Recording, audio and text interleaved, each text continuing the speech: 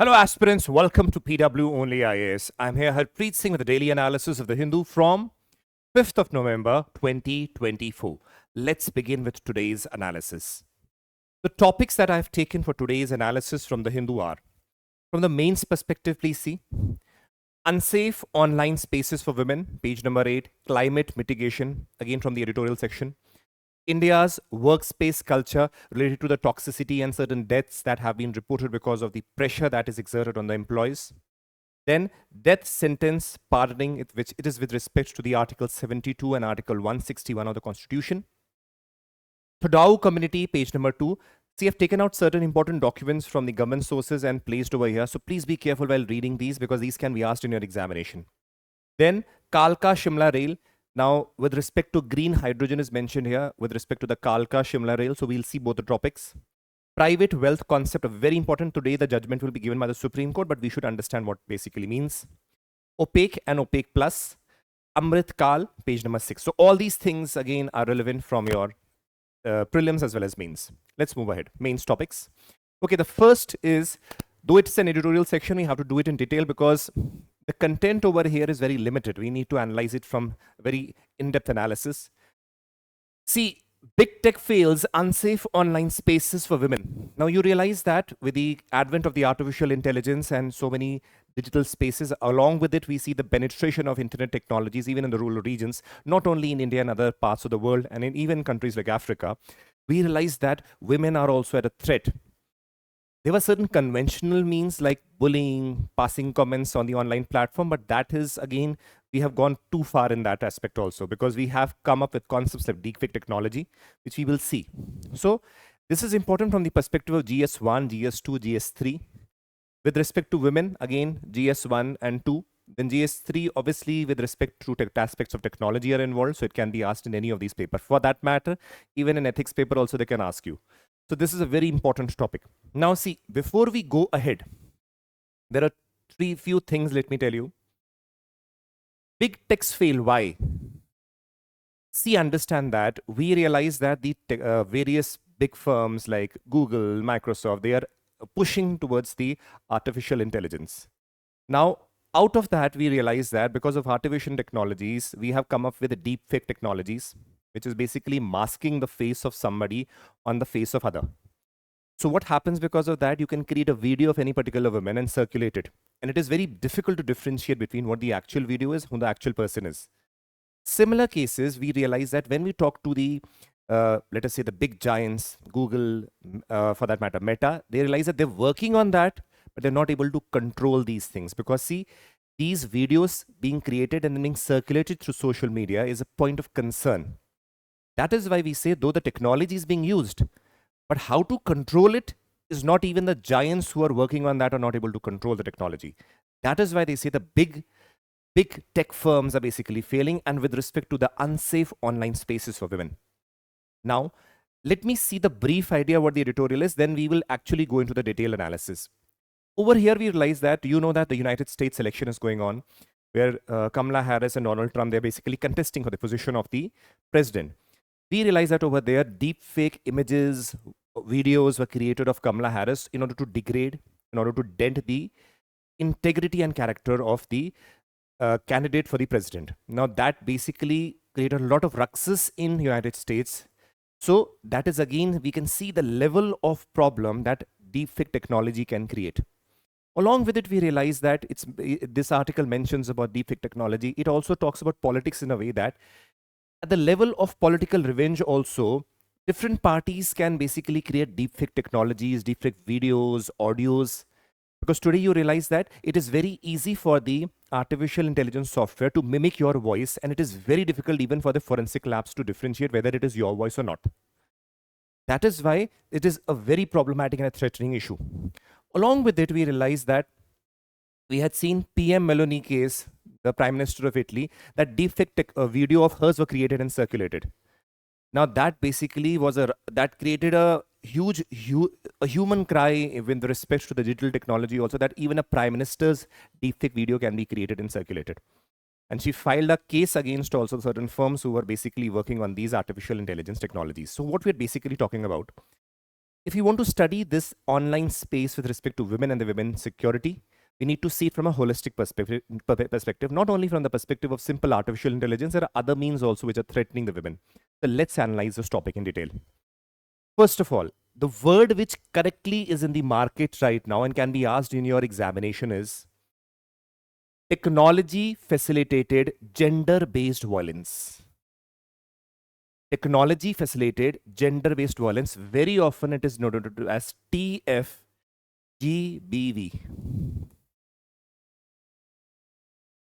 Technology facilitated gender based violence.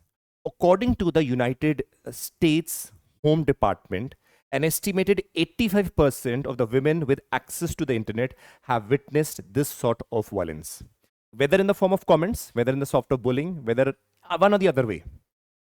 85% who have access to the internet are facing this issue.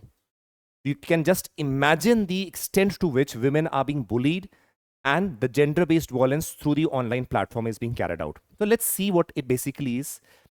See, technology facilitated gender-based violence, referred to as cyber violence or online abuse. Now see why I've mentioned this word. I could have used cyber violence because this is the new word that is there. You should be aware, because what is being mentioned in this article is basically this concept itself. Is an emerging global public health and human rights issue that affects the safety and well-being and negatively impacts the communities. Technology facilitated gender-based violence includes behavior like stalking, bullying, sexual harassment, defamation, hate speeches, exploitation, gender trolling are carried out via utilizing your computers and digital devices. Now, please remember, when we talk this word, we obviously refer to violence against man also, but predominantly when we see the extent to which women are facing the trolling and the violence is much, much greater than with respect to man. That is why, though this is a broad category, women are the ones which are basically facing this gender-based violence. So it can be of various kinds through the online platform. So this is one term that you should remember. Next, let's see. Now, online harassment, because see, online harassment of women is also what? Which we have read, technology facilitated gender-based violence. Again, same thing. It can be of various kinds. This is something that has been from a very long time, since when we have, let us say, the people coming onto the online platforms, we will see sharing embarrassing and crude content about person and impersonating. That means you are acting like someone and behaving like that and then spreading those videos, speeches, photographs for that matter. Stalking and electronic surveillance, you're trying to stalk a person with respect to where a person is going with something negative in your mindset. Non-consensual use of photography. That means someone who does not have the consent, you're using someone's photography for morphing or whether spreading or for some illegitimate purpose. Violent threats and hate speeches via the online platform, very common. Defamation. Sixth is flaming use of vitriolic and hostile messages. So that means you're basically sending hostile messages to the particular persons, particularly the women in particular over here. Then trolling. Trolling, that means you're basically trying to leg pull from a very negative aspect. Now, what happens is sometimes, for example, some woman has posted a photograph, let us say. And now people are saying that let us say you have gained weight, you are this, you are that, trolling. So what happens?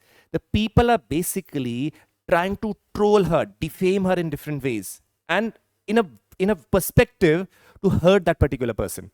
Now, remember one thing, that this has basically led to a lot of cases of mental health issues among the women also, and a point of concern that you'll see also later on.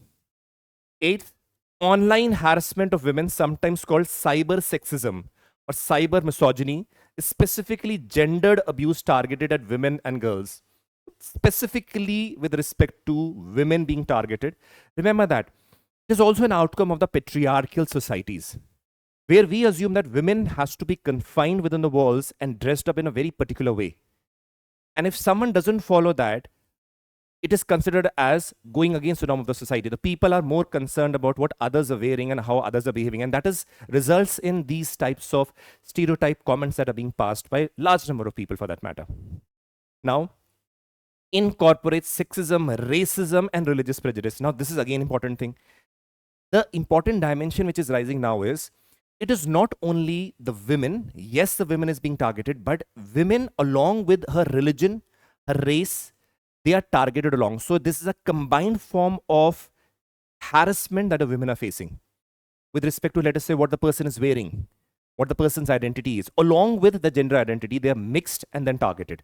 So these are types of abuses. These are something that have been going on as the penetration of the what we say digital platforms are rising. People have access to internet and smartphones. This is continuously rising, and people are using more of social media also now. Another dimension added to this is the artificial intelligence that has come up. That is why I said I have written AI and women. So over here, please understand, there's a photograph which will basically depict you. Supposingly, this might be what the picture of a person is. You take the picture and place it. Now, these are the artificial intelligence software which basically detect the face of the person on whose face somebody else's face has to be placed. Those are basic artificial intelligence technology, and you're not able to differentiate. So that is what is a problematic situation. And over here comes the concept of deep fake technology. That is why, please remember, here also, deepfake technology, and Kamala Harris also suffered from this scenario few days back. Now see, what is deepfake technology? It is a method for manipulating videos, images, and audios utilizing powerful computer and deep learning. It used to generate fake news, commit financial frauds among the wrongdoings. It overlays. Now see, this is an overlaying. It overlays a digital composite over the already existing video. So this is what already existing video you overlay it with, and the artificial intelligence basically alters it in such a way that you're not able to differentiate whether this is an actual video or a fake video. Now this is a very, very, very problematic situation. So let us be very clear about this, that over here, this is one of the major problems. Earlier, what used to happen, please remember, when certain private videos of people used to leak, that used to be a concern, right? Now, there is no need for such videos. People are basically using the faces of people and morphing on someone other videos and spreading them. And you're not able to differentiate it. And because what happens, the integrity of the person, particularly the women, suffers a lot. Because people perceive it to be an original video. And now remember, today the artificial intelligence is at its very naive stage. That means the beginning stage. Just imagine after a few years that the softwares are evolving, you will not be able to differentiate the quality of the videos of the artificial intelligence video that are created will be much better than the original videos. Then will create a ruckus in the community also. So this is with respect to the women. Now please remember, we know United Nations women, there are various recommendations that have been made. Now we have to see what can be done. I'm going to tell you from the perspective of the international recommendation that is given by United Nations women, and along with it, what the government of India is doing. I've taken out the official document of the government of India, which was published in PIB. So we are using the official documents because remember, UPSC wants to see its own recommendations given by the government of India if you want to get marks. You can add your recommendations, good, but once you mention government of India, let us say Ministry of Women and Child Development has mentioned, you get better marks in your examination, right? So see, what the United Nations women have recommended, they have given generic recommendations. Let's see. Enhance cooperation between the governments and the private agencies who are involved in building the artificial intelligence software so that proper curbs can be basically imposed where it does not go ahead and creates a problem for the women, and for that matter, any community for that matter. Address the data gaps that increase the understanding about the violence and how these things are basically being carried out. Develop and implement laws and regulation. We have the IT Act, but again, see, merely developing the laws does not help. Proper implementation is what is important. Develop standards of accountability. For example, this is very important. Now, if, let us say, a software tool of Meta is being used for some purposes which are not allowed, which should not be allowed. Let us say, for example, Meta has a tool which allows morphing of a video for, let us say, creative purpose. But it is being used for, let us say, wrong purpose of morphing a woman for a wrong video. Now, the software should basically make Meta accountable for certain things, such activities being done, because they could have imposed certain, let us say, restrictions where a video of such thing is being morphed. It should automatically detect it and put restrictions. So that is why putting accountability is very, very important. Next, integrate digital citizenship and ethical use. That means, like we have the citizenship of the nation, the country where we are, digital citizenship is important so that you're able to trace any nefarious activity being done by any person. Now, this is a very important recommendation by UN, United Nations Women. Next is strengthen the collective action of, again, the public and private sectors along with the various stakeholders. Empowering women and women and girls to participate and lead in the technology sector. This again becomes important because you need to know the perspective of the women also in the technology sector. We already know that the STEM sector has very less number of women. So we need their perspective also, so they should also be important contributory. Promotion of that becomes very important. Next, ensure the public-private sector prioritize prevention and elimination of digital violence. Now, these are certain recommendations made by United Nations Women. Now, please see. With respect to Government of India, an article was published in March 2022 with respect from the Ministry of Women and Child Development, where measures to ensure safety and security of women and children on the online platform, right? So there are various recommendations mentioned. I'll show you. You don't have to remember everything. Just remember the keywords that are important here. Section 67B of the IT Act 2000 provides stringent punishment for publishing, transmitting, or viewing sexual child abuse material. Right? You can just know, like Section 67B. IT Act again has intermediary guidelines and digital media code rules 2021 that empowers users of intermediaries and makes social media platform accountable for their safety. Now, again, what happens? Intermediaries like Facebook, its major company, let us say parent company Meta. It is making the intermediaries accountable, something that the UN Women had recommended, right? So you can remember that. Then Government of India has established Indian Cyber Crime Coordination Center. We had already studied in the cyber fraud topic. You just need to remember these keywords. You don't have to go into the details. Then under the Nirbhaya Fund, Government of India implements a project that is cyber crime prevention against women and children. Now, this is again an important thing. Just the keywords, and that is what will suffice for you. Next, National Cyber Crime Reporting Portal is there. A toll-free number, 1930. Please remember, it is important for all the girls. 1930, not only girls, for everybody for that matter. Now we have training curriculum. That means training the people with respect to the violence that a women can face and for that matter children can face. We should be aware of that. Now, under the aegis of the Indian Cybercrime Coordination Center, NCRB has established the National Cyber Training Center. Next, to spread awareness, the Ministry of Home Affairs has taken several steps of dissemination of messages on Twitter, whereas Cyber Dost is mentioned, radio messages being sent. So basically raise the awareness among the people with respect to these issues. Now, CBSE has issued guidelines in 2017 to schools on the safe and secure use of internet. Ministry of Electronics and IT, obviously Information Technology, through the program, namely in Information Security Education and Awareness, spreading awareness. Government has issued orders with respect to internet service providers, ordering them to implement Internet Watch Foundation, where basically they are trying to block those pages which are creating nuisances with respect to, let us say, pornography, or let us say with respect to spreading such videos. Department of Telecommunication has requested the internet service providers to make suitable arrangements to spread awareness.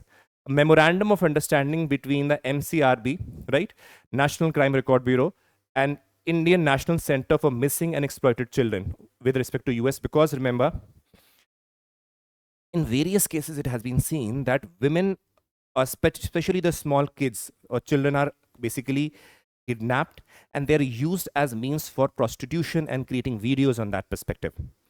That is why India is coordinating in those respects also, if missing children can also be linked to the concept of online spreading of harassment of the women and children, particularly the women, minor children.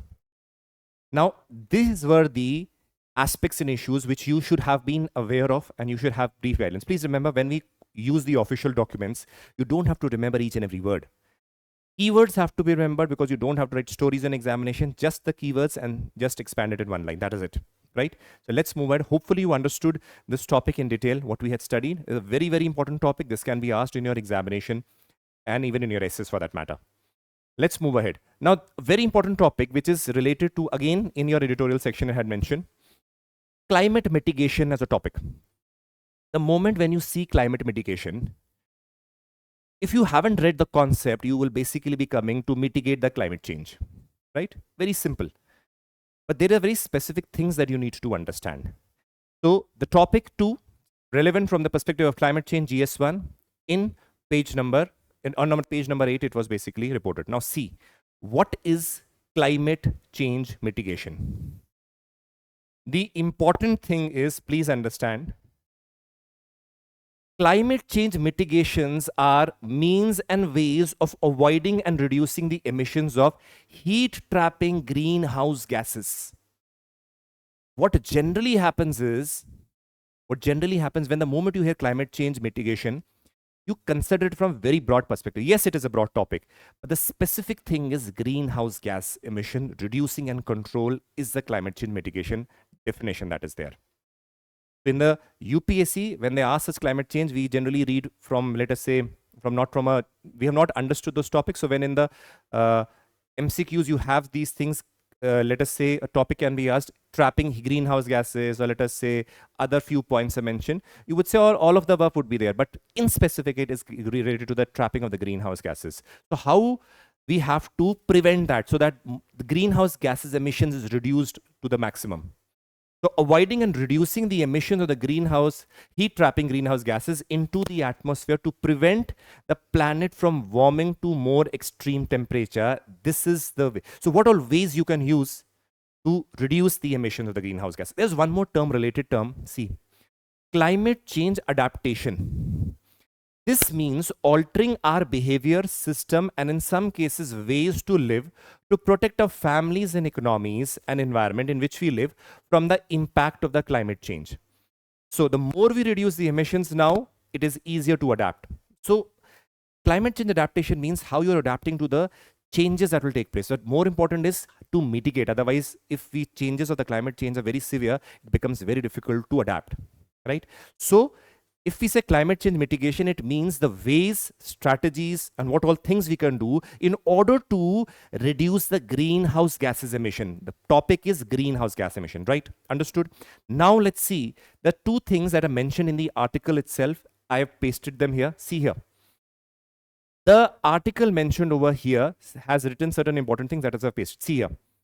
To have any change at keeping the global temperature from exceeding 1.5 degrees Celsius of the pre-industrial level, multiple scientific assessments have made that greenhouse gas emission must peak before 2025 at the latest and decline by 43% by 2030.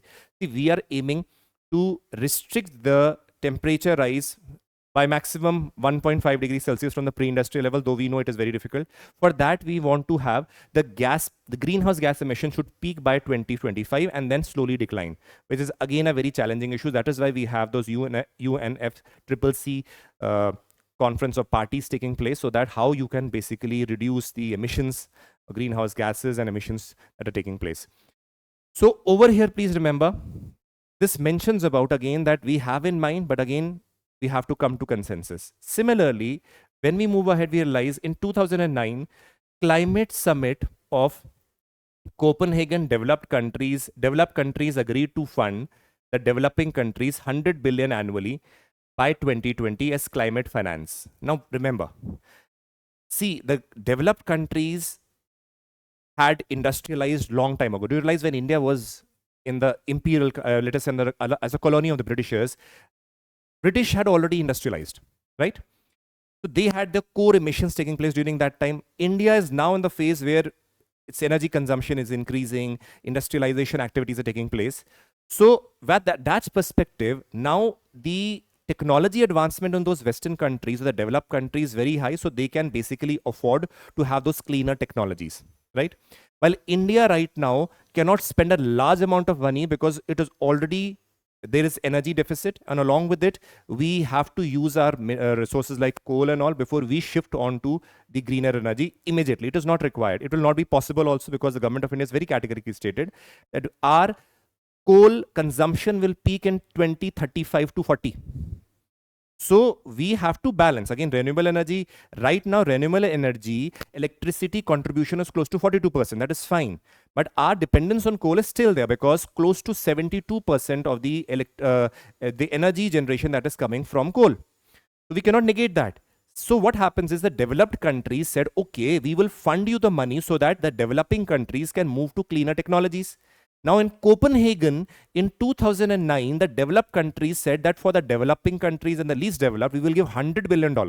But when they said $100 billion, nothing was given per se and no consensus was reached. So that is why when we talk about the climate change, financing and all those issues, that becomes important because for the developed countries to give the developing countries, they have to, first of all, developed countries have to agree on when they're going to give and they fulfill their promises. Now, what is going on is the developed countries, though promised, developed countries like United States, the European countries, they promise that they're going to give this quantum of money to the developing countries, but they actually did not give. So that is why the developing countries say that you did not fill your promises. So how should we basically shift to those cleaner technologies? That is why we remember that these issues keep on arising and those meeting of conference of parties that we see under UNFCCC. So over there, these discussions are being going on. Clear? Now, having understood this, we have to see what are the various strategies for the climate change mitigation that can be there. The various basic strategies, let us see that. First is carbon sequestration. These are the climate change mitigation, how you can basically mitigate the climate change. That means, in a way, reduce the greenhouse gas emission in a short term or a longer term mechanism.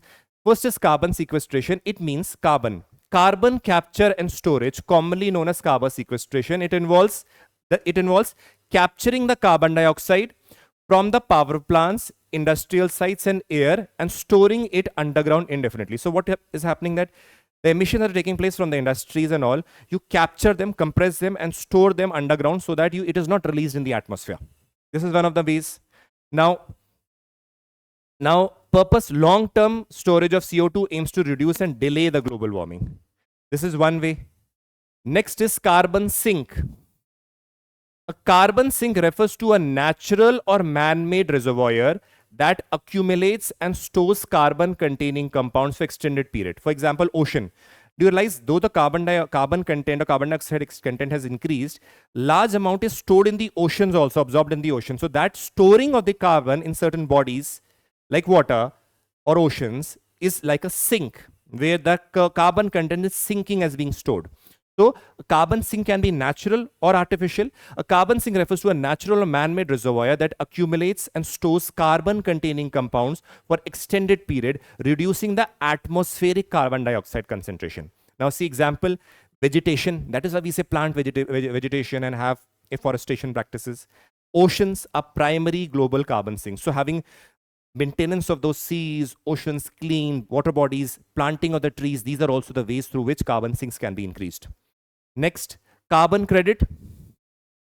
Now see, a carbon credit is a permit allowing the emission of a specific amount of carbon dioxide and other greenhouses, often part of the cap and trade program. So please remember, what happens is, in this, we basically talk about trading in carbon. Assumingly, one carbon credit permits emission of 1 ton of carbon dioxide or its equivalent in other greenhouse gases. So it is basically a trading is involved. We'll see. The polluters receive the credits up to a set limit. The companies or groups which are polluting, they receive receive credits up to certain limit, which decreases over the time. Unsold credits can be traded and creating an incentive for the companies to reduce emissions. So what happens? Let us say one carbon credit is equivalent to 1 ton of carbon dioxide. Now what happens is, supposing you're given a quota that you will not be able to release more carbon dioxide than this. Now supposingly a company releases half a ton of carbon dioxide. That means half a ton with the quota it had did not release. So which it did not release, it can basically use it as a monetary benefit, which would be compensated because this is carbon credit is tradable. It can be traded. So that is again a way through which in a long term, as you keep on reducing the greenhouse gas emissions, the more quantum of credit you can basically trade and earn a lot of money. So it is a long-term measure through which the companies can basically reduce the greenhouse gases emission. If we move ahead, carbon offsetting. Carbon offsetting involves compensating for the emission by investing in projects that reduce or capture an equivalent amount of greenhouse gas. For example, let us assume there is a company A, right? Company A releases 2 tons of carbon dioxide, let us say, clear? Now, it knows that if it is emitting this amount of greenhouse gases, so it might, let us say, in certain other region, plant equivalent amount of vegetation that will capture, let us say, 2 tons of carbon dioxide based on certain metric and measurements that are done. So it is offsetting the emission that it is taking place. So in order to compensate for the emission that takes place, they are planting some vegetation or something so that they can counter or compensate the emission that takes place. So this is known as carbon offsetting. As we move ahead, carbon tax. Carbon tax is a basic way you're taxing the people who are companies which are basically, let us say, producing what? Greenhouse gas emissions. So carbon tax is a pollution tax imposed on the production, distribution, and use of fossil fuel based carbon content. So that means a company that is say, there's a, let us say, a company which is not, let us say, releasing carbon dioxide and has all the measures. So that means it is fine, it is not being taxed. But the other company, let us assume, is polluting, let us say, to a great extent. So a good amount of, let us say, percentage of tax will be imposed on that for the reason because they are, let us say, causing pollution. So that is taxation for the people who are polluting it. Now next comes geoengineering. Geoengineering is a form of climate engineering, seeks to alter the long-term climate trends to mitigate environmental damage and make the earth more habitable. So that means, let us say, includes space-wide interventions like parasols and mirrors, stratospheric whitening with aerosols, roof whitening, ocean iron fertilization to promote carbon consumption algae. So these are various geological methods, geoengineering methods which are doing so that in what all ways we say the greenhouse emission that are taking place can on a way reduce and we can compensate on that. So in a long term, the damage that the environment is suffering reduces overall. So those are various geological geoengineering methods that are used in order to reduce the impact on the environment are the geoengineering concept, right? So these are the aspects. So hopefully you understood that. Now going on to the very important topic, which is the work culture aspect and toxic work culture. We realize that, again, see, this is in the section of the opinion that was mentioned.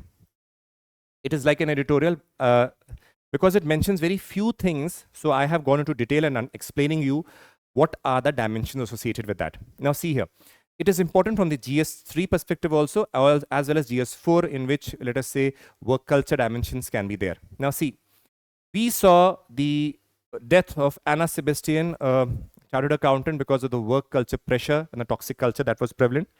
We have seen various cases in, let us say, a few months where a lot of pressure being exerted on the employees of the private sector and they committing suicide. It is not only about the private sector. We realized that few officials at the BSF we saw shot their senior officials. Why? Because they were very unhappy with the conditions that were prevailing. So it doesn't mean that it is only pertaining to the private sector. It can also be in the government sector itself. So work culture is something that is very important to study. And what is toxic work culture and what is work culture? We will be analyzing them and what can be basically done to improve that. Those are things very important. That is why we remember second Administrative Reform Commission also recommends various measures through which the work culture can be reduced, because once the work culture is good, the administrative setup is good, the working is streamlined, obviously then those things basically help in the governance model also, right? So let's see. Over here, please understand, this mentions about the aspect of the death of that unfortunate death that took place. Then it talks about the toxic work culture that is prevalent. Then it mentions about the per capita income. We basically talk about that in India, we are made to work very hard with respect to the corporate sector. In United States, we realize that, okay, there is also, we won't say very easy work culture, there is work culture, but remember the per capita income is in US is $85,000. In India, it is $2,700. So donkey work culture concept does come here because we are cheaper labor made to work day and night.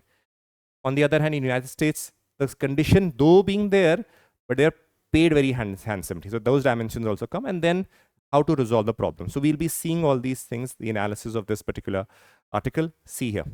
First, to understand what is work culture. Please remember, when you're working in a firm, what do you mean by work culture? Work culture basically means, let us say, how do you feel when you're working in that particular place? Now that will depend upon how your colleagues are, colleagues with respect, let's say peers at the same hierarchy, how your top level management is, how your juniors are, what type of working hours you have, what type of facilities have been given, are recreational activities there or not, is the staff that is there supportive, are your grievances being resolved, are you in an environment which makes you feel happy when you're working there. So all these dimensions basically show what? Work culture, that means the place you're working, how is a cultural ingredient of that, fabric of working there. These are the dimensions which talk about. So that means all stakeholders are involved there. Let us see the definition of work culture over here.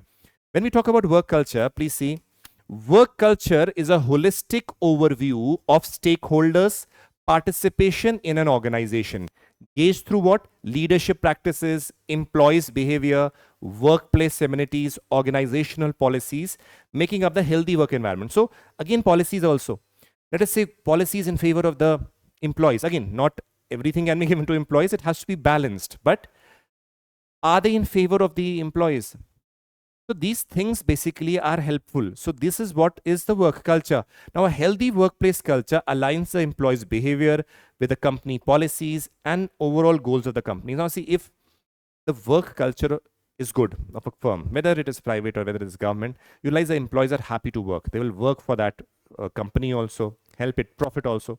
But if the work culture is very poor, then what happens? It creates a negative vibe, not only in the environment with respect to the company, but also within the mindsets of the employees. And then decreases the efficiency of the company and the employees itself. That is why work culture is very important. Now, as we move ahead, please remember why positive work culture is important. See, better hiring choices, healthy work culture have like-minded professionals who are compatible with each other and work towards the shared goals. See, work culture, one important aspect of work culture is non-partial hiring of the people. That is means on merit. That means transparent hiring. That means if a company's goal are towards, let us say, having a good set of work culture where, well, let us say very meritorious employees are there, then obviously you will be hiring like-minded people. And obviously that will enrich the employee pool where people are achieving their goals. So that is why that is very interesting.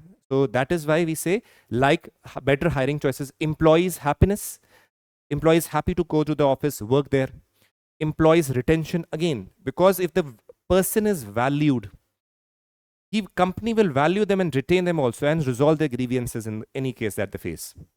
Performance quality, how is the performance? That is the metric, rather than having simply, let us say, simply having good relation with the senior is not the parameter only. A place with work culture that is good bases its parameter mainly on how the quality of work or the performance of the employees. Next is reputation. Now, enjoyable workplace environment is important asset for attracting talented people, right? So these are important aspects. If we move ahead, please understand. When you observe with respect to work culture, this is again mentioned in the Administrative Reform Commission also, which talks about the private work culture system and the government work culture system. See, work culture can be good and bad in both the cases, right? It can be both the cases. But overall, when we see the private work culture space and the government workspace, we realize that there are certain differences or characteristics that denote them. Let us see them first. Private workspace and public workspace, purpose and goal. Purpose is in the private space to generate profit. That is what the goal is. For the public is to serve the public interest. Hierarchy and bureaucracy at the public, at the private, it is more agile and flatter in structure. On the other hand, layered. How does it mean? Remember that. So again, remember, this does not mean in every case it is flatter. It can be, let us say, the problems of a public work culture can also be in private also. But these are general characteristics which we generally observe. It means at the government level, they say there is a lot of hierarchies and hierarchies there. One officer above, one other above that, one above that. So there is a lot of problem with respect to decision making that takes place. With respect to the private sector, those hierarchies are not that much. So quicker decision making can be take place, and that basically helps in improving the work culture. As the article, even the Administrative Reform Commission states that. Compensation and incentives. Please remember, at the government level, you know that you have those fixed scale. You have those hours you work. At the private level, what you have, if you are performing well, if your company is profiting because of you, you can earn a lot. You can give very good bonuses also. That is not in the case of the government. Next is work-life balance. Again, in the government sector, what happens? You have those relatively fixed hours, let us say 9 to 5, and that is it. Okay, there can be days when you have to work harder, but overall, those are the fixed hours. In the private sector, because it is dependent upon, let us say, various projects that are going on, along with the targets that you have, so it can basically disturb the work-life balance also, where you have to work for long. Then again, then you're paid also, compensated for also that. So these things are there. And because of this balance being disturbed of your personal life and your work life, this produces pressure in your minds. And that is why if certain things, let us say, escalate, then probably questions of anxiety, depression, and not fulfilling of the targets will lead to pressure on you from your seniors, and then destroy that cozy environment that you had in your office. Those again depend upon the seniors and the work culture that is there. If we move ahead, the thing that comes here is understanding, as the article says, it mentions toxic work culture. You remember?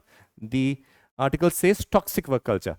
What do you mean by toxic work culture? This is something very interesting. Now see here.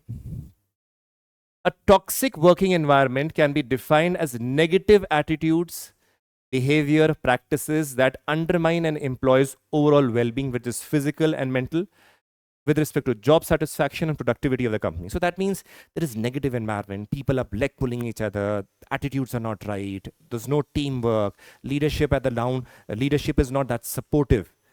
People want to blame the other employees. So what happens? A fight within or among the colleagues starts, and with respect to the upper management and the lower management. And what happens? Who suffers? The company and the productivity of the employees and the mental peace of the employees. That is what is the toxic work culture. Now, work culture in India, please understand, very important, I've highlighted this, overworked workforce.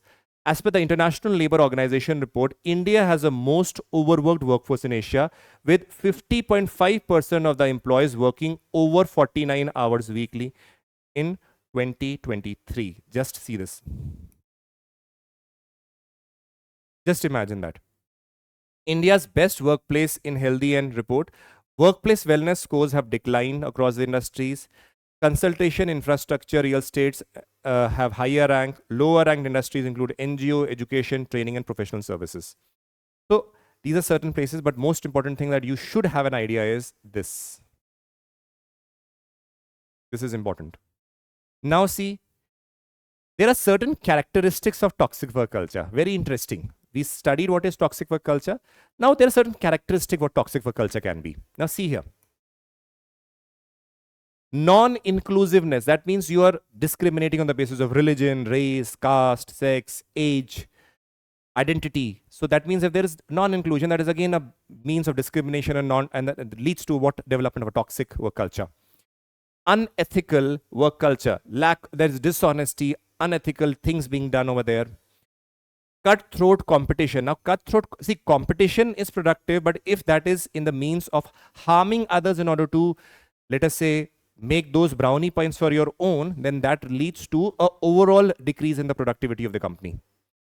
Non-recognition and appreciation. People who are working hard, they want them to be appreciated. They want to be rewarded through monetary compensation or some awards. But if they are not appreciated for the work they are doing, then that is disheartening for the employees.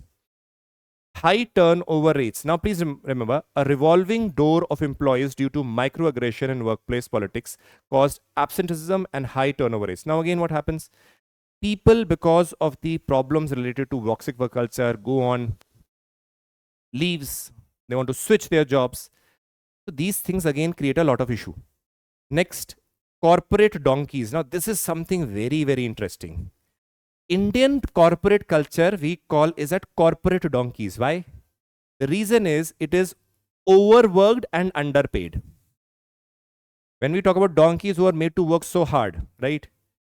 That is why in India we use the word corporate donkeys, where the people are made to work very hard. You saw over here, 50.5% of the employees are working over 49 hours a week and they're underpaid. So what are these? Corporate donkeys. So this is again a important dimension over here. Next, no work-life balance. Obviously, if they're working for such a large number of hours, then what will happen? It will create issues. Now, you remember Narayan Murthy basically saying that youngsters should work 70 hours a week. Now, do you realize this? Those things being said sound well, but not at the cost of your mental or physical health. If tomorrow you're working hard, let us say 70 hours, just for the reason so that you can earn well, it is good. But remember that tomorrow you're not in a state to even work. What will you do? Balancing those stuff becomes very, very important. Next is culture of blame, blaming each other, micromanagement. That means the upper management or your colleagues are focusing each and everything that you're doing, interfering in that. And that creates a lot of negativity. Discrimination and harassment, unrealistic expectation. Supposingly, something that can be done in 1 month has been told to you to complete it in 1 week. Unrealistic expectation. That creates pressure and then obviously problems. So these are toxic work culture characteristics. As we move ahead, what should be the actual thing? Let us say positive work culture or a healthy work culture will have a healthy life balance, led by example, where the leaders are there to support resolve the grievances, establish clear policies and code of conduct. That means not at the whims and fancies of the leaders, but a clear code demarcation, and no discrimination should be there. Employees' well-being should be there. Then obviously we realize promote interpersonal trust. And these are things which create healthy environment for the working. Clear? Let's move ahead. Death sentences or pardoning. Over here, one of the persons who had assassinated the former Prime Minister of Punjab, Beant Singh, with respect to that, Supreme Court refuses interim relief for Balwant Singh Rojwana. So it is with respect to GS2, topic number 4, page number 6. We have to understand the pardoning power over here, right? Many often people feel that someone has appealed to the President of India with respect to pardoning and the President has an exclusive power. No. Please remember that. Again, the power lies with the Home Ministry or the Government of India. We will see a judgment also over here. You will realize that. Though, because obviously the President is the head of the state. So over there, the things are done in his name, but doesn't mean that the President itself is doing it. We need to understand that. We'll see it over here. Okay. Now, please remember, the pardoning power of the President is under Article 72 and the pardoning power of the Governor is under Article 161. We'll see that. The constitutional provisions to grant pardon. Article 72, this is with respect to the Union government or the President, right? Now see, Article 72 of the Constitution empowers the President to grant pardons to persons who have been tried and convicted of any of the cases, below cases, in which or where the President can talk about or give pardon, in which cases the punishment or sentence for an offense against a union law. Again, union law, that means a law that was passed by the Parliament. Second, punishment or sentence by a court martial, that by a military court. And in case the punishment is a death sentence. In all these cases, it is the President who can basically grant pardon or has a power to grant pardon, right? Under Article 72. Now, please understand, when I talk about pardon, there are various types. Remember, pardoning power doesn't mean there is only one type of pardon. No. It is a huge gamut. Article 72 empowers the President to grant pardon, reprieve, respite, and remission of punishment or suspend or remit or commute a sentence. Understand, this is Article 72. When we talk about pardoning power, it doesn't mean only the word pardon. It means all these words. Now see what is pardon. Pardon means it removes both the sentence and conviction and completely resolve the convict of all sentences punishment. That means a person convicted of any offense, if he's pardoned, that means all types of, let us say, sentences, conviction, everything is removed and he's set free. That means pardon. Second is commutation. Commutation means substitution of one form of punishment with lighter form of punishment. That means that death sentence is given, you are reducing it to life imprisonment. That means you're reducing what? To a lighter form. That is commutation. That is why in this article, though I've written the thing death sentence pardoning, it is basically the aspect of commutation that is there. See here, mentioned also. Commutation. So that the death sentence that is imposed can be reduced to, let us say, life imprisonment. It is not always this example. Example can be, let us say, a a lighter form of punishment can be of any kind, but over here we realize that one form of punishment is reduced to a lighter form, where example death sentence being commuted to the let us say rigorous imprisonment, right? Now see, third, remission. It implies reducing the period of the sentence without changing the character. Let us say someone is given a rigorous imprisonment for 5 years, right? Reducing the period, that means rigorous imprisonment for 5 years to rigorous imprisonment for let us say 1 year or 2 year, is known as remission. That means the nature remains same, but the period is reduced. So rigorous imprisonment of 5 years, let us say, is reduced to rigorous imprisonment for 1 year. So that means year duration is reduced. Respite, it denotes awarding a lesser sentence in place of the originally awarded due to some special fact. Due to special reasons, if let us say the lesser sentence is awarded, like such as physical disability of the convict, or let us say pregnancy of a woman, then the reduced sentence can be reduced because there are special cases that are involved. That is known as respite. Respite. Next is the reprieve. Reprise implies a stay on the execution of a sentence, especially that of a death, for a temporary period. It is a purpose to enable the convict to have time to seek pardon from the president. That means it is a power in which a stay is imposed on the execution of the death sentence. That is known as reprieve. So these are under the pardoning power. Remember, pardoning power does not mean only pardon. It means all these things that are there. If in the prelims it comes, the pardoning power of the president involves pardoning only? No, it involves all these things. Clear? Now, please understand, let us understand the procedure, how it happens. You would be seeing, like for example, a person files a application to the president and it is on the whims and fancies of the president. No, please understand this. The process starts with the filing of the mercy petition with the president under Article 72. So that means a person who is in sentence and convicted of, let us say, death sentence or rigorous imprisonment for 10 years, whatever, files a mercy petition, right? Such a petition then is sent to the Ministry of Home Affairs. This is important now. And he will be, let us say, in a jail in some state. Now see, for consideration, which is then consulted with the concerned state government. Right? Consult state government. After the consultation, the recommendations are made by the Home Ministry. Now again, though the consultation is made, it is again in the hands of the Home Ministry. Right? In case of the union law and these things that we had mentioned, the 3 criteria under Article 72, over there it is mainly in the Home Ministry. And then the petition is sent back to the president. Now remember that the decision that the Home Ministry has made, that is what is the decision of the president. The president does not have its own decision that he can do whatever he wants. No.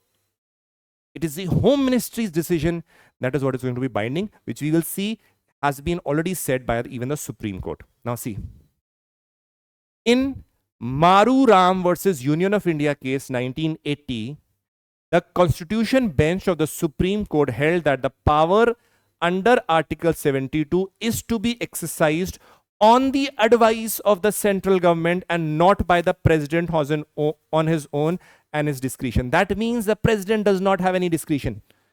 He is just a rubber stamp in this case where he has to sign, which is binding by the recommendation made by the central government, to be more precise, the Home Ministry.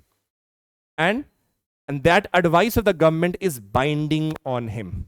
Clear? Similarly, the Supreme Court in Epru Sudhakar versus Others case 2006 ruled out that any case of arbitrariness or executive malafide upheld that granting of clemency by the president or governor can be challenged in the court on various grounds, such as orders being passed without application of mine and so on and so forth. That means if someone is, let us say, pardoned or whatever be the case, that can be challenged in the court. That appears to be malafide. Now, in a way, please remember, that means though the president or the governor might have done, but again, done by the government, because the government is one who is basically recommending to the president to basically sign it, which is the recommendation is binding on the president.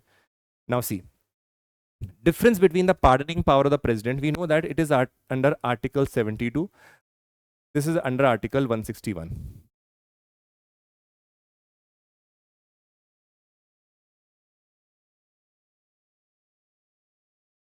Now, the scope of the pardoning power of the president under Article 72 is wider than that of the governor of 161. Please understand how. The power of the president to grant pardon extends in cases of punishment under court martial. These cases of court martial are not under the purview of the governor. Second, the president can grant pardon in all cases where sentence of death is involved. But in the case of governor, those dimension or death sentence is not under the purview of the governor. It is under the purview of the president of India. So that is why it says that the governor does not extend to death sentences cases. Death sentence cases only in the purview of the president. You would have seen over here. Punishment is a death sentence. If the punishment is a death sentence, the governor does not have the pardoning power, right? Let's move ahead. Okay, let's see the prelims topics. Now, this is an interesting topic. In topic number 1, GS 1 and 2, again, page number 2, Manipur's non-Naga Thadou community lends support to NRC. Please understand Thadou community. Little bit idea, it can be asked in your prelims also. It is again, remember that it is majorly in the state of Manipur, first of all, right? It has a population of 229,000 to 313 in India approximately. Though ethnically, they are mentioned in India, Myanmar and Bangladesh, also in Manipur, Nagaland, Assam, Mizoram. But if you see this, majorly greater than 95 to 97% are in Manipur. Clear? Now, if we say these are indigenous people who lived in the hill country adjacent to Imphal Valley in the state of Manipur, other names Chilia, Kuki, and these are the names which they are called. We will see again a declaration that was made by them. We'll see that after this. They speak Chin and Thadou that belong to the Tibeto-Burman family. Village chief's house is usually the largest dwelling. Outside, there is a platform where men gather to discuss the matters. Economy, they practice subsistence activities, include animal domestication, cultivation, hunting, fishing. Religious belief, the god Pathan is believed to be by the Thadou to have created everything. So again, they worship god Pathan. Festival, Hun Thadou Cultural Festival is an annual celebration of the community which celebrates the new year. Now, what is going on? Please understand why we have taken this. Firstly, knowing about Thadou community is fine, right? Over here, Thadou Convention and Declaration took place in 2024, in which they said certain things.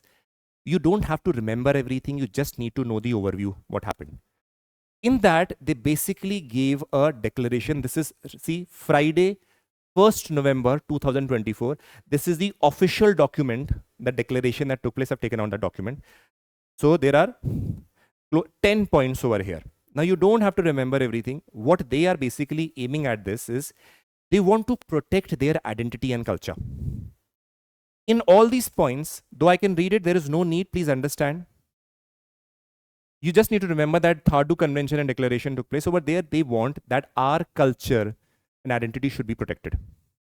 You would have seen that the Naga community is basically aiming at establishing or protesting for establishment of Greater Nagalim.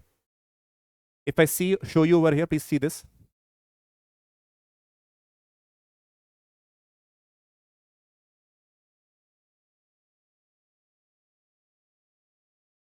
Now, the Naga community wants to establish Greater Nagalim. Now, this basically covers Manipur also. Now, on the other hand, the problem is that 97%, or close to 95 to 97% of the Thadou community live in Manipur. And they say our identity would be impacted. That is why one of the things is they want to protect their identity and culture. Second thing is that they have said that the word Kuki tribe and all, are used often. They said, we are not Kuki tribe. The Britishers were the one who basically put us under the Kuki community, right? You see Naga and Kuki problems going on. So they said that we are not Kukis. We are a separate tribal group. We are a separate scheduled tribe. We are not Kukis. So we need to differentiate. Let us not club under the Kuki, because the Britishers had basically clubbed the Thadou community under the Kuki community. So when this declaration is taking place, please understand that they are basically, let us say, opening, we have our own distinct language and culture. Thadou is one of the original 29 native indigenous of Manipur. We reject and condemn the colonial connotations and the use of Kuki. We are not Kukis. So we reject and disown on the term Kuki. So what they're saying, Along with it, they say that any organization that incorporates the name Thadou must but espouses kooky and misportrays it. Then we respect Thadou elders and leaders and champions and heroes, condemn historical and online escalating kooky supremacy, because we say what is happening is when they are being put under the kooky as a part of them, then they lose their identity. But they say we are not kookies, we have a separate identity. We are against the kooky supremacy. We have their own identity, we need to protect it. And we are the original indigenous groups of the Manipur. That is what is being over here mentioned continuously. That is why adopted by the Thadou Convention 2024 on November 1. Clear?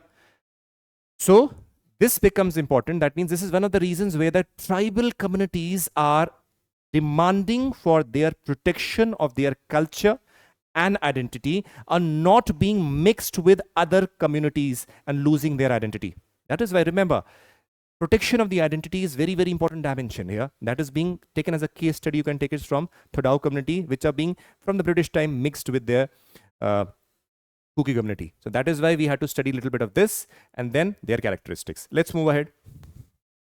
Again, over here, Himachal, again, GS2, topic 1. Topic 2, GS1, page number 2.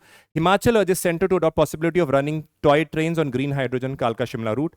Please understand, we don't have to go into R&D of Kalka Shimla. It is basically a little bit I've mentioned over here. Again, it was built again from by Herbert Septis from it over here during this time. So we realized that this is a gift of the Britishers in a way, which operated by the Northern Railway, 18 stations, length of 96 kilometers, again opened in 1903. Again, headquarters in Shimla. It is a UNESCO World Heritage Site. This is something that you know. Now, the important thing is green hydrogen. So the green hydrogen is defined as hydrogen produced by electrolysis of water, where water is split into hydrogen and oxygen using renewable electricity. So this is green hydrogen. So they want basically green hydrogen being used rather than conventional fuel being used for the running of the toy trains, which is more environment friendly. To limit the global warming to 1.5 degrees Celsius, reduce fossil fuels dependency is replacing green hydrogen. Green hydrogen is traditionally produced by methane split with a steam of CO2, and then hydrogen is produced. Clear? Let's move ahead. Advantages of using hydrogen as a fuel. Hydrogen combined with air produces energy and water, not any other wasteful products. It generates more energy per kg than other fuel. Hydrogen acts as a feedstock in refining, fertilizers and chemical industry, so can be very useful as seen from the future perspective of renewable energy. We see that Government of India has had various policies with respect to green hydrogen. So having a look at it, we can realize that National Green Hydrogen Mission, January 2023 was launched. The mission envisages the substitution of green hydrogen and green hydrogen industry such as fertilizer production, petroleum. So we realize that achieving green hydrogen production capacity of at least 5 metric ton per annum, let us say, and renewable energy of 125 gigawatt by 2030. Then we have green hydrogen policy that was launched. We have strategic intervention with green hydrogen transition program. These are all aiming at production and basically the green hydrogen and making it more practical for usage. Exemption of interstate transmission charges if the green hydrogen, in case of the green hydrogen. Electricity, promotion renewable energy for green hydrogen rules 2002, and India Hydrogen Alliance. It is an industry coalition of the global and the Indian companies moving towards the green hydrogen. So these are those dimensions which basically are aimed at promotion of green hydrogen. That was a topic from the Himachal Pradesh. See, we have connected it to these things. This is how the examiners also take up your topics. Now, this is a very, very interesting topic. Please understand. The Supreme Court to deliver verdict on private wealth today. The judgment will be delivered tomorrow. Today, for that matter, we'll discuss it tomorrow. But we need to understand what is the dimension over here. Please understand. In Mumbai, the buildings that were constructed prior to 1969 come under a category of what is known as seized properties. You'll see that before we go on to the concept of this private wealth, why this case has come up in the Supreme Court needs to be understood well. See, why this case has come up is, we will be seeing over here, we'll be seeing the article 31C, 39B, all these things basically talk about prevention of concentration of wealth and all, which we see. But over there, it contradicts, let us say, in a way, holding of private property. So where has this case come up? It is important to understand that. See, The ongoing case before the Supreme Court stems from the challenge to the 1986 amendment to the Maharashtra Housing and Area Development Act 1976 by the properties of seized properties in Mumbai. Please understand, the word seized properties has come up. So what is going on is, what are seized properties? Seized properties in Mumbai refers to the properties that are part of specific category of housing which have been constructed on land owned by government but has been given to private individuals or entities for development. That means which was owned by what? By Maharashtra Housing and Area Development, but it was given to private developers. Because it was given for development and all, they were in a way owning it, but in return they used to pay certain amount of cess to what? To the Maharashtra Housing and Area Development, right? So paying a cess to a government, that is why they were known as assessed properties. These are basically primarily those buildings prior to 1969. So what happened is, please understand this, very interesting. Though you don't have to go into details, what is mentioned over here is, in one of the cases that happened, we will see over here, when it was enacted in 1976, we saw that certain transfer of the cessed properties took place, which were given to the needy people. Please see that very carefully. That time the capitalistic dimension was not there in our society also. So remember, what happened? We have the cessed properties there, which were earlier government property land given to private owners and developers to develop that. Now, in a way, those properties given to those people were, it was, let us say, their properties only. In turn, they had to pay a certain cess to the government. Now, what happened? People staying in those buildings, assumably, and what did the government do over there? They basically transferred the properties, because they were staying for a long duration, transferred those properties to the needy people who were staying there. Now, what it resulted in is that the people who were given the land for the development protested against the action of the government. Now, how can you give this property to the needy people in the name of, let us say, they need it?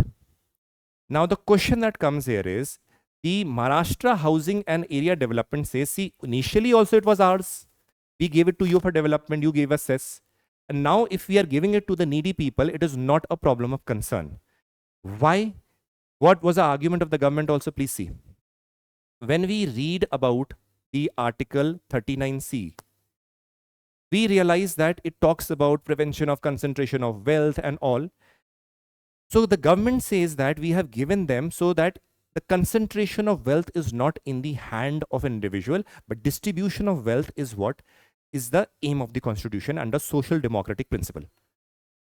Now what happened is, the association of the private owners, especially with respect to the seized properties, took the case to the Supreme Court. Now this case has been going on for years, and today the judgment would be delivered. We will be seeing and analyzing what the judgment comes. They said that this principle of giving the land to the needy, just for the case because it is mentioned in the directive principle of the state policy, goes against the concept of the private property that is owned. Now, why this is a case of conflict, please remember that. Because the government says that originally the land was government, which was given to the private owners for development, and in a return cess was given. So the private developer says that it is our land because we had paid the cess already, we have been paying. The government says, no, it was the government land because you in turn were paying the cess. Second thing is, when the people who were staying in those buildings, they said they were the needy people, and under the directive principle of the state policy, we gave those land region to the needy people. So there is nothing wrong in that. That is why the concept whether private property can be protected or not is a point of concern. Whether directive principle of the state policy can still be implemented to the degree it is being implemented during the time when this capitalistic dimension was not in a country, this is a topic of concern, a brief idea I had to give you. That is why I mentioned all these things, which are, you don't have to go into so much detail, but we'll be seeing when the judgment comes. So this is a broad idea that you should know. Now comes GS2, page 14, freshly delayed OPEC plus show of demand reality soft. So we should be basically knowing what is OPEC and OPEC plus. Please remember, OPEC, Organization of Petroleum Exporting Countries. It is like a pressure group which basically control the production and supply, or let us say, of the petrol, or group basically exerting an influence across the world. intergovernmental organization created by the Baghdad Conference in Iraq in 1960 by Iran, Iraq, Kuwait, Saudi Arabia, and Venezuela. Initially, its headquarters was in Geneva, Switzerland, which was then moved to Vienna in 1965. Account estimated for 44% of the global oil production.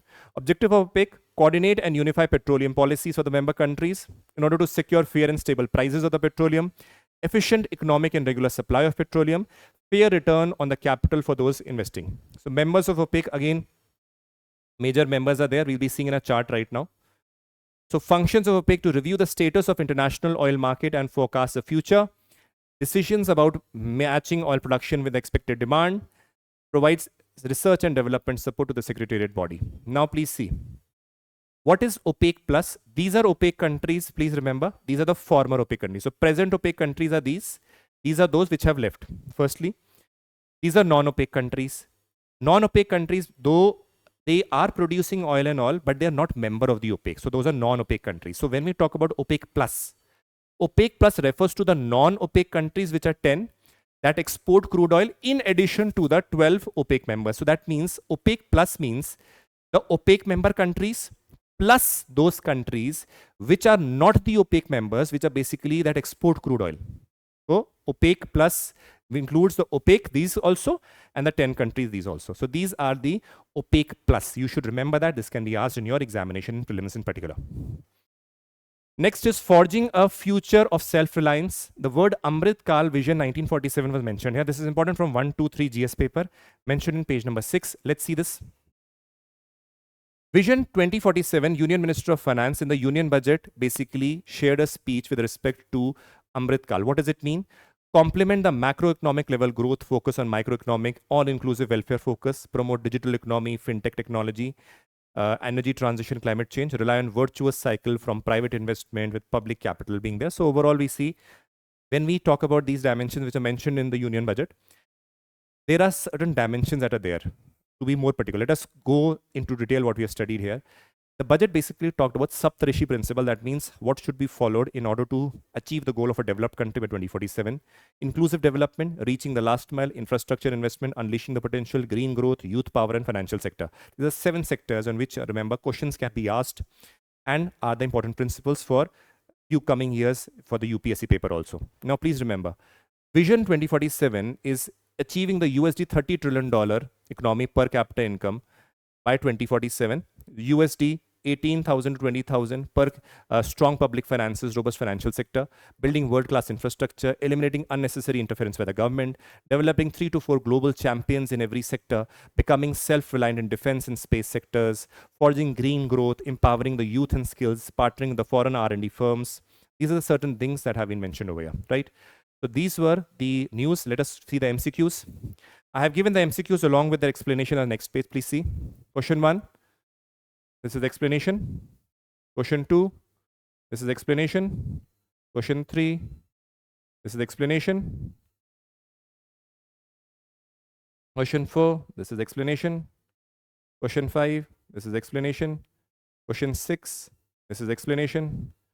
This was me, Harpreet Singh. You can get this PDF in this Telegram account.